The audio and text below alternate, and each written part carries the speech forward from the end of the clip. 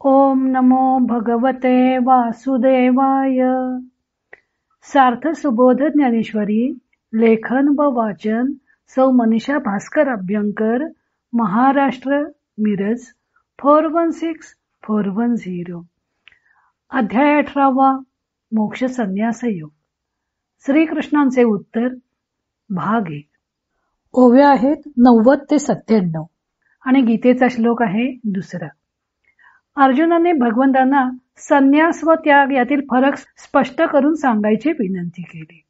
त्याप्रमाणे भगवंत त्यातील फरक स्पष्ट करून सांगत आहेत. श्लोक 2. श्री भगवानुवाच काम्यानां कर्मणां न्यासं संन्यासं कवयो विदुः सर्व कर्म फलत्यागं प्राहुस्त्यागं विचक्षणाः. श्रीकृष्ण म्हणाले, काम्य कर्माचा त्याग म्हणजेच संन्यास होय असे ज्ञात्यांचे मत आहे. सर्व कर्मांच्या फलाचा त्याग म्हणजे त्याग होय असे ज्ञाते म्हणतात. तरी अर्जुना तुझ्या मनी त्याग संन्यास दोन्ही एकार्थ गमले हे मानी मीही साच.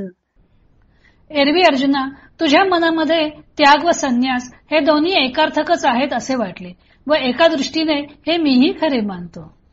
इही दोही कीर शब्दी त्यागूची बोली जे त्रिशुद्धी परी कारण एथ भेदी येतुलेची.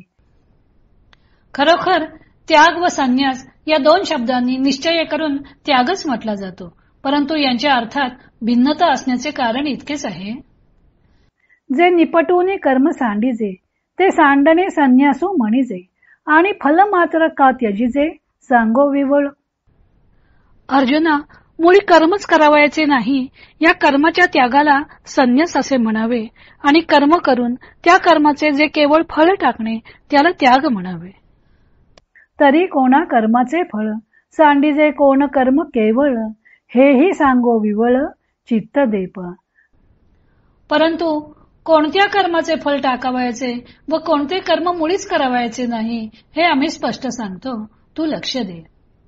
तरी आपैसे दांगे डोंगर झाडे डाळती अपार तैसे लांबे राजागर नुठिती ते. तरी रानात व डोंगरात आपोआप भिकार म्हणजे वाईट झाडे उत्पन्न होतात, त्याप्रमाणे चांगल्या बागा व भाताची पिके सहज उगवत नाहीत.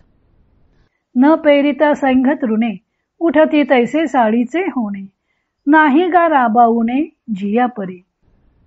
ज्याप्रमाणे न पेरता गवत जिकडे तिकडे आपोआप उगवते त्याप्रमाणे साळी आपोआप उगवत नाहीत. साळीच्या पिकास पेरणी व राब ही लागतातच. का अंग जाहले सहजे परी लेणे उद्यमे कीजे नदी आपैसी आपादीजे विहिरी जेवी. अथवा ज्याप्रमाणे शरीराचे अवयव स्वाभाविकच असतात, परंतु दागिने प्रयत्नाने मुद्दाम घडवून तयार करावे लागतात.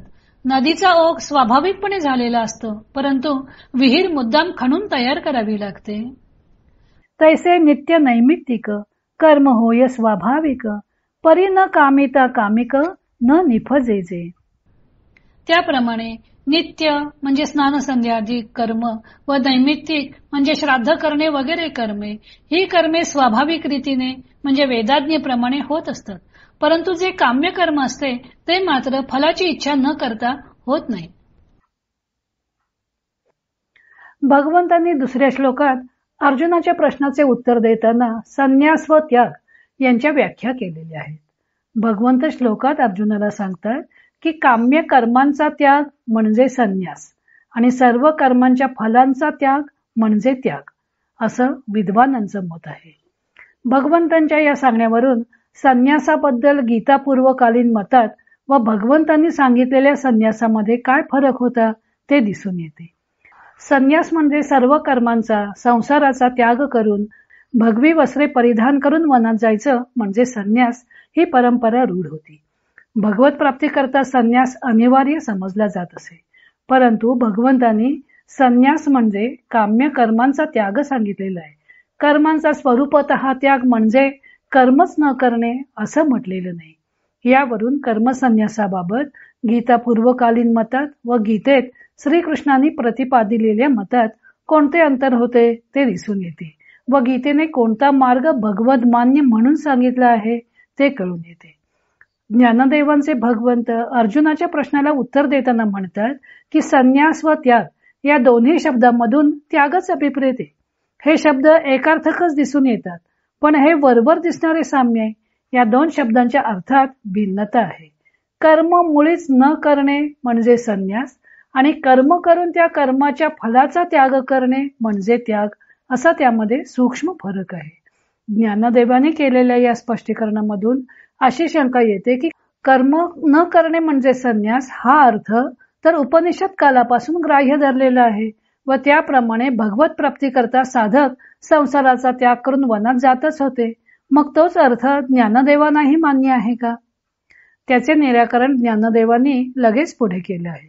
कर्म न करणे म्हणजे संन्यास अशी संन्यास या शब्दाची व्याख्या असली तरी सरसकट सर्वच कर्मांचा त्याग करायचा म्हणजे संन्यास असा त्याचा अर्थ नाही. कर्मांचा त्याग करायचा, पण कोणते कर्म करायचे नाही ते आम्ही स्पष्ट सांगतो असे ज्ञानदेवांचे श्रीकृष्ण सांगतात.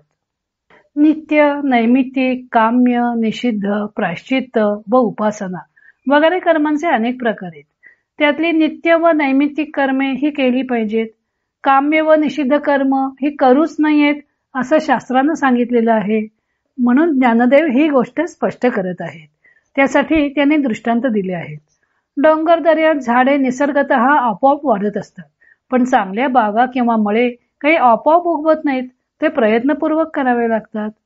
गवत पेरल्या वाचून निसर्गतःच उगवते, पण भाताची शेती मात्र प्रयत्नपूर्वक करावी लागते. शरीर सहज प्राप्त होते, पण ते शरीर सजवण्यासाठी अलंकार मात्र घडवावे लागतात. नदी निसर्गतःच वाहत असते, पण विहीर मात्र प्रयत्नपूर्वक खणावी लागते. त्याप्रमाणे शरीर प्राप्त झाले की नित्य व नैमित्तिक कर्मे ही निसर्गतःच प्राप्त झालेली असतात, ती केली पाहिजेत.